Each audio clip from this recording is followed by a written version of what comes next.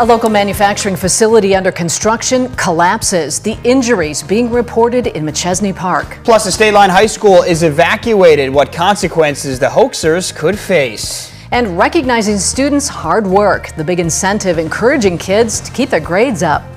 Live from WTVO 17. This is Eyewitness News at 5. Good evening, I'm Mimi Murphy. And I'm David Greenberg. Our top story tonight is developing right now following the collapse of a building that was under construction, leaving several people injured. Our Tom Lewis is in Machesney Park at the scene of this accident. Tom, what'd you find out? A frightening chain of events. David and Mimi here in Machesney Park early this afternoon. Multiple cranes collapse at a work site here off of North 2nd Street, the frontage road. Hennig Corporation is the location. This is a site that's under expansion. You can see from video that we took earlier, the cranes, or lifts as they call them, toppling over onto the structure. Too early to say what caused those cranes to collapse. 3 young men injured in this incident early this afternoon. We did speak with Harlem Roscoe's fire chief. Here's what he had to say. The whole structure collapsed in there that was under construction. All the I-beams, all the steel came down on top of the high lifts. There are some vehicles on the inside that sustained some damage, but like I say, once we cleared the area, we restricted access to that area. Now the site remains closed here. We're just south of Forest Hills Road off of the frontage road on North 2nd Street. Again, Hennig Corporation is part of their expansion. Now OSHA is going to be on site as well as the Winnebago County Sheriffs to conduct their investigation. Too early to speculate. There were some high winds in the area, around 45-mile-an-hour wind gusts, of course. That is just speculation at this point. All thoughts are with those that are injured. As you heard the chief say, 2 of those that were injured taken to Javon Bay Hospital. Unknown injuries at this time. The investigation will continue in the coming hours and days. Reporting in Machesney Park, Tom Lewis. Back to you, David and Mimi. All right, Tom, thank you.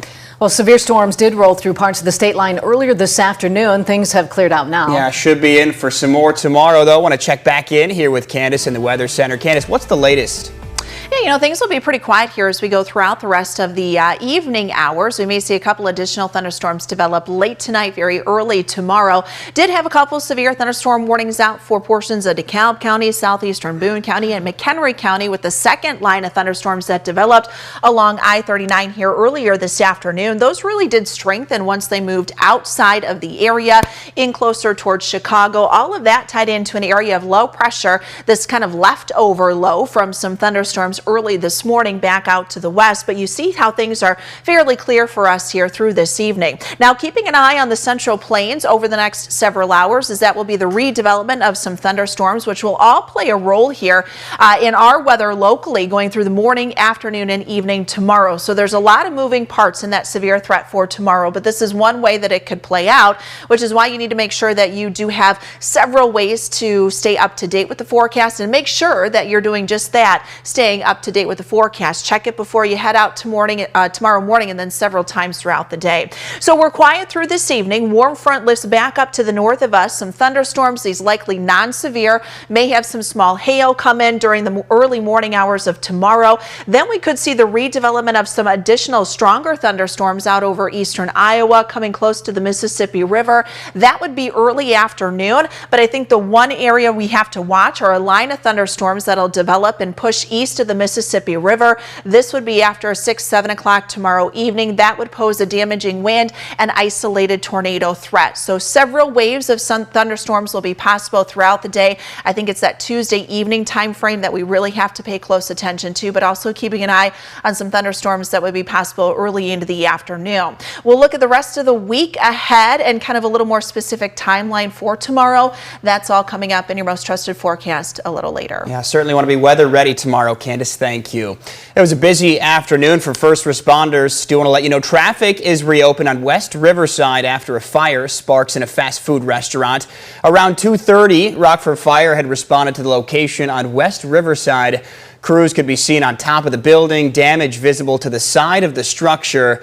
Our crew did talk to one McDonald's employee at the scene who said the fire reportedly started outside the building in the mulch before spreading inside. No word yet on any injuries or estimated cost of damages. Belvidere High School students are evacuated from school before classes even start. The school district sent a message to parents around 9 this morning.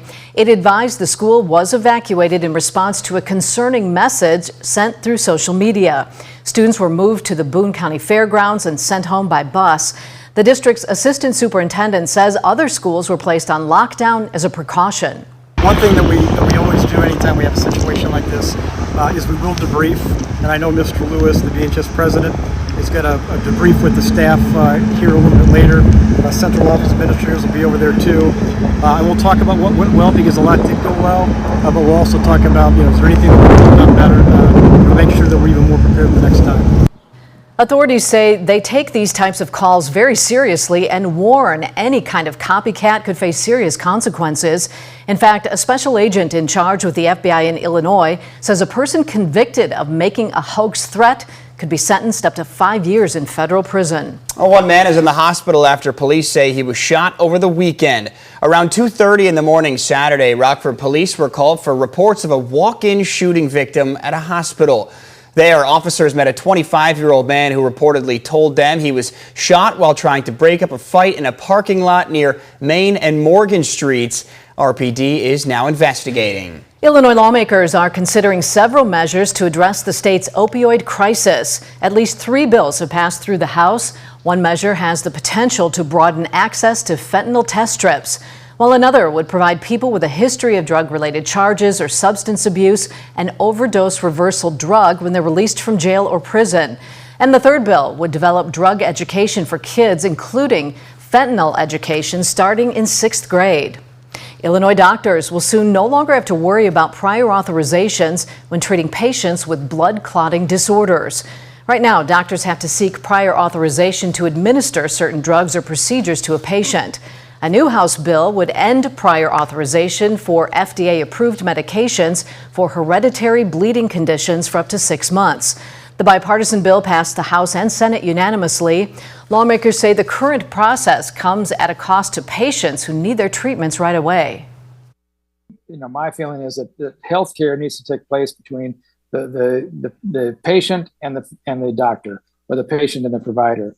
And other things that don't make any sense, that try to complicate and delay procedures, just need to be eliminated. That's what we've done with this bill. The bill now goes to Governor Pritzker's desk for his signature. Local middle schoolers are recognized for their hard work in the classroom. Rockford Promise held a Junior Promise program celebration for students at Race Middle School. Over 200 7th and 8th graders were recognized for maintaining a 3.0 GPA. This ceremony helps to encourage students to continue attaining high grades. Race's 7th grade assistant principal says a Rockford Promise scholarship is a life-changing opportunity. There is a huge advantage of earning a tuition-free scholarship to either Northern Illinois University or Rockford University. That has the opportunity to transform a life, has the opportunity to transform a family, and has an opportunity to transform this entire community. 3 students were given awards for resilience, citizenship, and overall academic excellence. The cargo ship that caused the deadly Baltimore Bridge collapse returns to port. Up next, when goods can begin to move through the channel once again. Plus, coming up at 6, a body's found in the Rock River over the weekend. The ongoing investigation by the Winnebago County Sheriff's Office.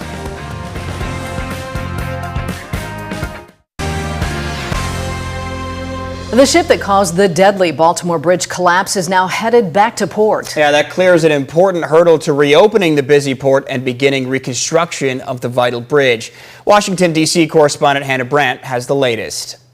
With cargo ship Dolly on the move, the Baltimore port is one major step closer to fully reopening. This really is an important milestone, and one we've all been working toward and waiting for. It's been about 2 months since the Dolly crashed into the Francis Scott Key Bridge, causing it to collapse and killing 6 construction workers. Now Transportation Secretary Pete Buttigieg says he expects the channel to be reopened within days. That means a lot to the community of Baltimore. It means a lot to American supply chains, and in particular, it means a lot to longshore workers, many of whom have not been able to work. And Maryland Governor Wes Moore told NBC it's happening faster than expected. Despite the fact that people said this could take 6 and 9 9 months. I'm proud that we're on track, that by the end of May we'll have that federal channel reopened. But there's still a long way to go. Reconstruction of the bridge is expected to take around 4 years. A lot of work has to go into getting it designed, making sure that it is the best and safest design for the future. The federal government authorized $60 million in emergency funding for the reconstruction. That funding is an investment in getting a community back to normal. For people who are concerned about the cost, my thing is this: the American people will be made whole on this. And we just have to make sure that we had to get it done fast and on time and on budget. Secretary Buttigieg says eventually private companies may have to pay up, but says we can't wait for that legal process to start rebuilding. Which is why we're making sure the money moves now, even as work is done to try to recover potentially from any private parties later. And the FBI has launched a criminal investigation into the crash. In Washington, I'm Hannah Brandt. Well, should be in the clear in terms of storms tonight. After the break, Candace tells us about our severe weather threat tomorrow.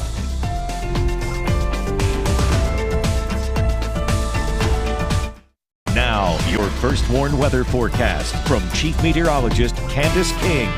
Well, some of the thunderstorms we had from earlier today, those have moved out, leaving us with a mostly clear sky. Now, we may see some additional storms develop over the next couple of hours, but mostly outside of the area and down to the south of us. Notice the wind is still on the gustier side, though, kind of shifting around to the west and northwest in a couple of spots. We've got, though, some clearing taking place on our SkyTrack camera. Those thunderstorms earlier today, the result of kind of this mini low pressure system that moved from Iowa into southwest and south central Wisconsin. You can see that counterclockwise spin. That is now out over Lake Michigan and will not be a factor for us. But I think, again, we could see some thunderstorms try to bubble up. There's some cloud cover building back up here along Interstate 80. Over the next few hours, however, our focus will shift to what develops out over the Central Plains, as that'll help dictate what we see going into not only tomorrow morning, but then the domino effect of what we get tomorrow afternoon and then into tomorrow evening. Now, our winds were pretty strong earlier today. Once we got rid of some of those thunderstorms, we had winds gusting 45, even close to 50 miles per hour in some spots. Wind speeds will continue to subside. You still have some winds 25 to 30 miles per hour gusting in, but sustained winds from the west and northwest now 10 to 15 miles per hour. Wind speeds will come down a little here as we go throughout this evening as our temperatures drop back. We did make it into the 80s, cooling off just a bit in a couple of spots, and that cooling trend will continue as we go throughout tonight. Our weather watcher Ben in South Beloit, 74. Dew point temperature sits at 64. And a west-southwesterly wind now at 16 miles per hour. But we've got some thunderstorms to time out for tomorrow and what could be a couple waves of showers and storms moving in, all of which would pose a severe threat, although limited on that late tonight, very early tomorrow. Thunderstorms will be possible ahead of a warm front as that kind of lifts back to the north tomorrow morning. Biggest threat would be hail, small hail with that, mid to late afternoon. And then I really think tomorrow evening are our time frames for those storms to form. More so tomorrow evening, a little less on that mid to late afternoon, but that is something we do need to keep an eye on. So as we put this all together with Futurecast, here's that warm front lifting back up to the north. Here are those thunderstorms tomorrow morning just after sunrise. They'll continue to lift to the north as that warm front pushes up to the north as well. Behind that warm front, we get an unstable air mass. So some thunderstorms may develop across the Mississippi River in eastern Iowa tomorrow afternoon. If we do, I think areas across northwest Illinois would bear some watching for some of these thunderstorms to develop mid to late afternoon. But the focus then will shift outside of that to what develops to the west of us after 6, 7 o'clock. Storms in Iowa that are expected to rapidly develop, forming into a line ahead of a cold front. As that comes through, that would pose a damaging wind threat, an isolated tornado threat too through tomorrow evening before things dry out once we get into Wednesday. Temperatures will then drop back into the 70s behind that. So that risk for severe thunderstorms tomorrow is there. And if we see thunderstorms during the early to mid afternoon hours or mid to late afternoon hours, I think that may decrease a little bit as it takes away some of the energy for those line of thunderstorms. But if we don't, then that wind threat is really going to be there. It'll feel muggy tomorrow, 88 degrees for our high, 75 for Wednesday. We'll stay in those 70s, could see the lower 80s by Friday. Don't always see that level 3 or even level 4 out of 5, Candace. Thanks. Scott's in next with sports. The Ice Hogs' most productive player will be suiting up in Rockford again next season. Now sports with sports director Scott Lever. Well, the Ice Hogs already have one huge building block in place on their roster for next season. Their MVP, Brett Cini, will be back. He's agreed to a new one-year, two-way contract with the Chicago Blackhawks. He was as important to the Ice Hogs' success last season as anybody was. Cini led the team in goals, assists, and points. His 633 points ranked him 8th in the entire American Hockey League. That was also an Ice Hogs AHL record for a winger in a single season. At age 28, Cini isn't looked at as a piece for the Blackhawks other than for a brief call-up here or there when their roster is thinned by injuries. But he gives the Ice Hogs a real steady, productive player who's also great in the locker room. Now the Cubs are getting the day off. They dropped 3 of 4 games to the Pirates over the weekend. Tomorrow they'll open up a series at Wrigley Field against the Braves. The White Sox played in Toronto this afternoon. Eric Fedde was the Sox starting pitcher, and the Blue Jays ate him up. Dalton Varsho with his second inning smash for a 2-run home run, and the Jays led 8-1. In the 6th inning, Bo Bichette knocks Fedde's pitch to the gap for an RBI double. Bichette had 4 hits. Fedde allowed 5 runs in 6 innings. Now, one White Sox player who had a good day was shortstop Paul DeJong. He went 3 for 4 and drove in 2 runs and had that solo home run off Jose Barrios in the 7th inning. The White Sox lost to the Blue Jays 9-3. That is their 4th straight loss. Well, the Rock Valley College women's softball team has its first ever win at the NJCAA Division II Nationals. The Golden Eagles won their opening game today in Spartanburg, South Carolina. They defeated Lake Michigan 2-1 on an RBI single in the 7th inning by Diamond Blomley that scored Briella Sindel. Rock Valley will be back on the field tomorrow morning against the number 4 seeded team in the tournament, Jones College.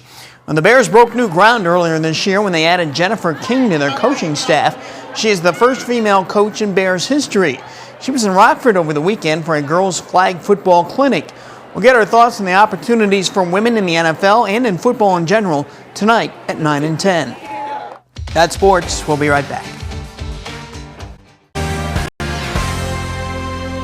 Well, our first Warn Interactive radar brought to us by Rockford Glass and More. Things are clearing out, so the radar locally a little more quiet for us here this evening. Still a bit on the windy side, but the wind speeds will subside just a bit, and that may lead to some areas of fog in a couple of spots overnight. Keeping an eye on some thunderstorms that may develop late tonight, very early tomorrow, and then the severe threat, especially tomorrow evening with wind, upper 80s, dropping into the 70s by the end of the week. All right, thanks, Candace. World News Tonight's up next. I'll be back here at 6.